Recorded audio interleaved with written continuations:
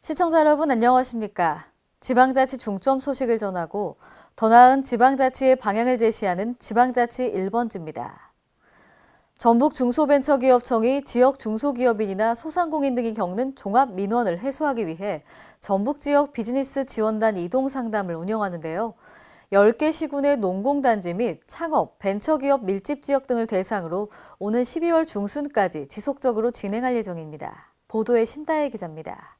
전북 중소벤처기업청이 중소기업의 경영 애로사항 해결을 위해 발벗고 나섰습니다.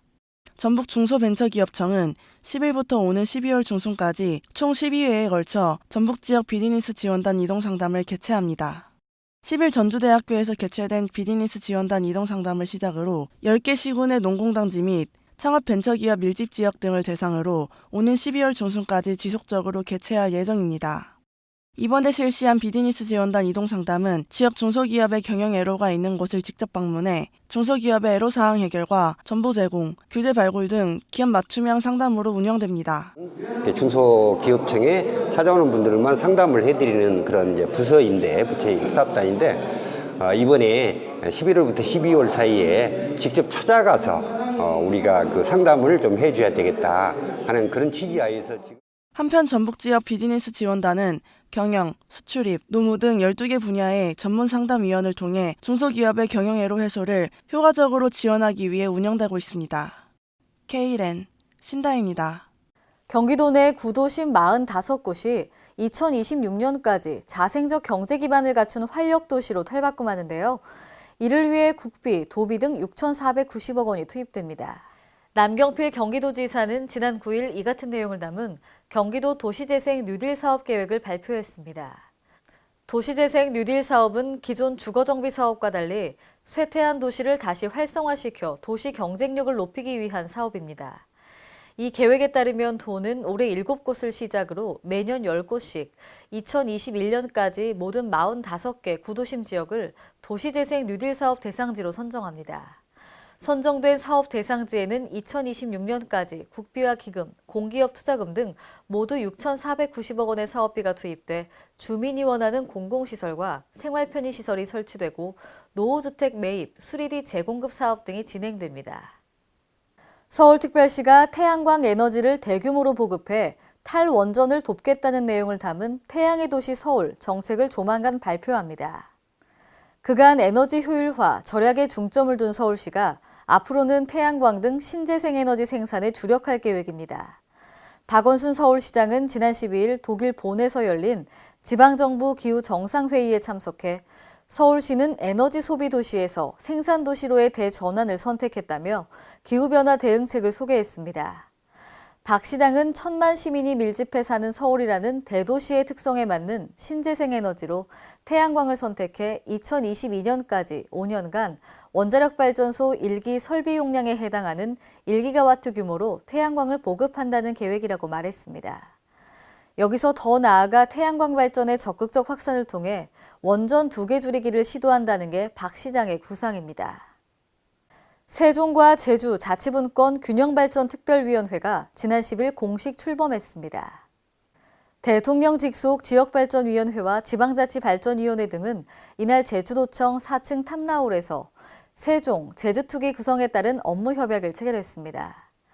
송재호 지역발전위 위원장은 이날 협약식에서 세종과 제주의 자치분권 모델로서의 고민을 응집시켜 나가는 세종, 제주특위가 되길 바란다며 앞으로의 활동은 타 지역의 자치분권과 균형발전을 선도하는 데 중요한 시금석이 될 것이라고 말했습니다. 4개 기관은 이번 협약을 통해 대통령 직속 지역발전위, 지방자치발전위 공동산하에 세종 제주특위를 설치하고 이를 기반으로 자치분권 확대와 자립적 발전 역량을 증진시키는 데 함께 노력하기로 했습니다. 익산시가 지난 11일 이리역 폭발 사고 40주기를 맞아 익산역 광장에서 추모 행사를 개최했습니다. 첫 번째 순서인 추모식은 폭발 사고 당시를 기억하는 시민들의 인터뷰와 사고 영상 등을 엮은 추모 다큐멘터리를 시작으로 오케스트라 연주, 익산 시립무용단의 위령무, 넋풀이 순으로 진행됐습니다. 특별 순서로는 윤장현 광주광역시장에게 폭발 사고 당시의 공로를 인정해 익산시 명예시민증을 수여하는 자리가 마련됐습니다. 추모식에 이어 미래비전 선포식에서는 익산시에게 바라는 희망의 메시지 영상 상영 후 이어진 100여 명의 시민합창단과 시립합창단이 함께하는 합창 공연은 많은 시민들에게 감동을 선사했습니다. 광주 청년센터 더숲이 2017 파란만장 전람회 다르게 살아도 괜찮아 응원회를 지난 11일 국립아시아문화전당 나눔광장에서 개최했습니다.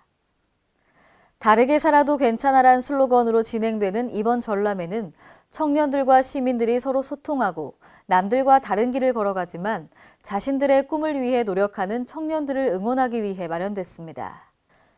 전람회는 광주 지역 청년 및 청년활동가 그리고 청년을 응원하는 일반 시민을 대상으로 진행되며 부스존, 치어업존, 콘서트 앤 DJ존으로 구성됐습니다. 오늘의 단신 뉴스입니다. 과학기술정보통신부는 90일 앞으로 다가온 2018 평창 동계올림픽 대회 및 동계 패럴림픽 대회의 성공적인 개최를 위해 지난 10일 과천 정부청사에서 관계기관 합동토론회를 개최했습니다. 이날 평창 동계올림픽 성공 개최를 위한 분야별 지원 방안과 대국민 홍보 방안을 논의했는데요.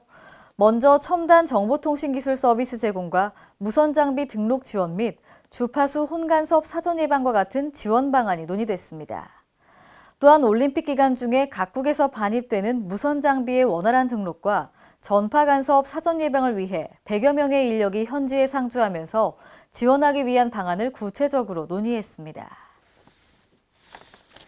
교육부 사학혁신추진단은 오늘 수도권 사립대 한개교에 대해 실시한 실태조사 결과를 발표했는데요.